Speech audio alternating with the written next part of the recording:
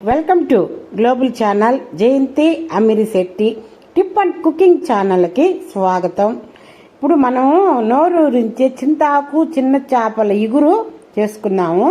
మొదట నిమ్మకాయ సైజు చింతపండు తీసుకొని శుభ్రంగా కడిగి నీళ్ళు కాసిన నీళ్లు పోసి నానబెట్టాలా.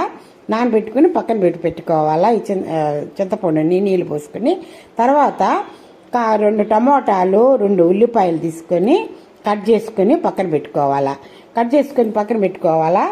ఇది చిన్న చేపలు చాలామంది ఫ్రై చేసుకుంటారు, ఎంతో ఇష్టంగా తింటారు.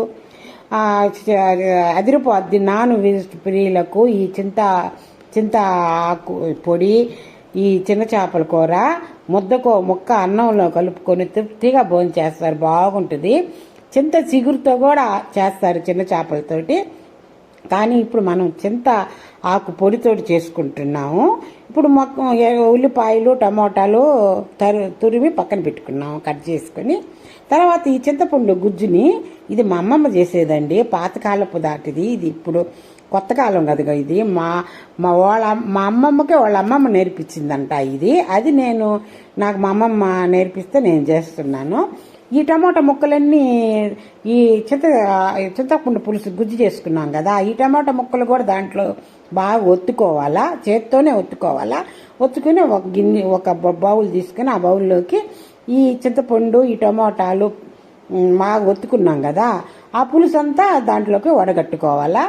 నేను చేత్తోనే వడగట్టేస్తున్నాను, లేదంటే మీరు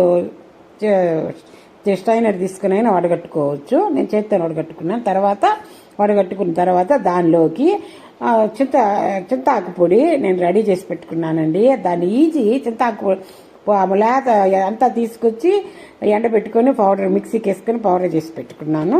అది 3 స్పూన్లు దానిలో వేసుకోవాలా. 1/2 కిలో చేపలకి 3 స్పూన్లు తీసుకోవాలా.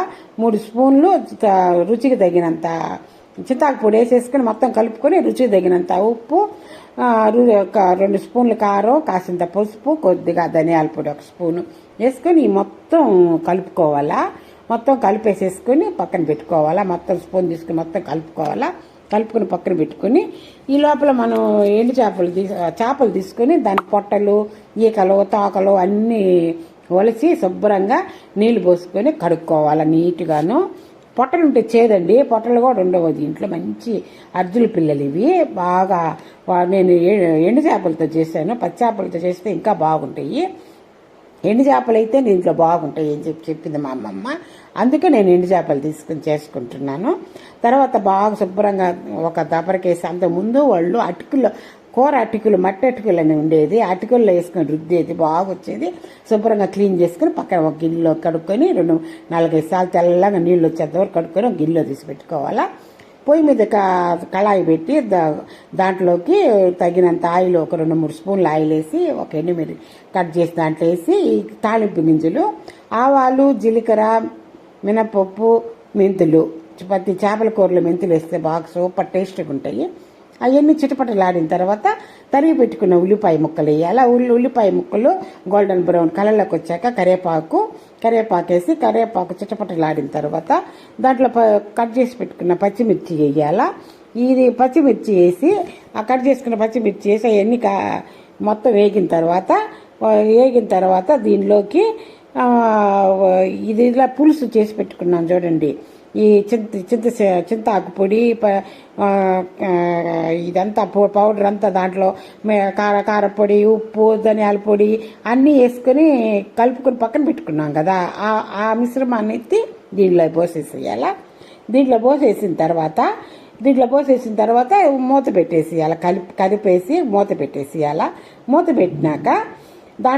పెట్టినాక ఒక 10 నిమిషాల తర్వాత తీస్తే అదంతా ఎగిరిపోయి ఉంటుంది.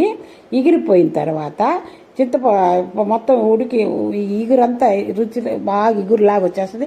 ఈ కడిగి పెట్టుకున్నాం కదా ఈ చేపలు, ఈ శుభ్రం చేసుకున్న చిన్న చేప ముక్కలు దాంట్లో వేసేసి స్టవ్ మీడియం సైజులో పెట్టుకోవాలా. అడ్జస్ట్ చేసి 10 నిమిషాలు ఉడికించాలా. 10 నిమిషాలు ఉడికించాక మీడియం సైజులో పెట్టి తర్వాత 10 నిమిషాల తర్వాత తీసి చూస్తే సింపుల్గా ప్రిపేర్ చేసుకుంటే గుమ్మలాడే చింతాకు చిన్న చేప ఇగురు రెడీ. రెడీ అయిపోయింది. దాంట్లోకి సన్నగా కోసి పెట్టుకున్న కొత్తిమీర ఉంది కదా, ఆ కొత్తిమీరని వేసుకోవాలా. అంత సూపర్గా తింటే బాగుంటుంది. దీంట్లో మా అమ్మమ్మ కొద్దిగా నెయ్యి వేసి కలిపి మాకు పెట్టేదండి. అంత టేస్ట్ ఉంటుంది. మీ ఇష్టం, నెయ్యి వేసుకునైనా తినొచ్చు. కలుపుకొని ఇది చిన్న చేప అంతవరకు అట్టులాగా అయిపోద్ది. అట్టులాగా అయిపోతే దాంట్లో కాస్త వేడిగా అన్నం వేసుకొని ఈ కలుపుకొని ఆ ముక్క నంచుకొని ఆ చేప నంచుకొని తింటుంటే అంత సూపర్ టేస్ట్గా ఉంటుంది. లైక్ చేయండి, షేర్ చేయండి, సబ్స్క్రైబర్ చేయండి. కొత్తగా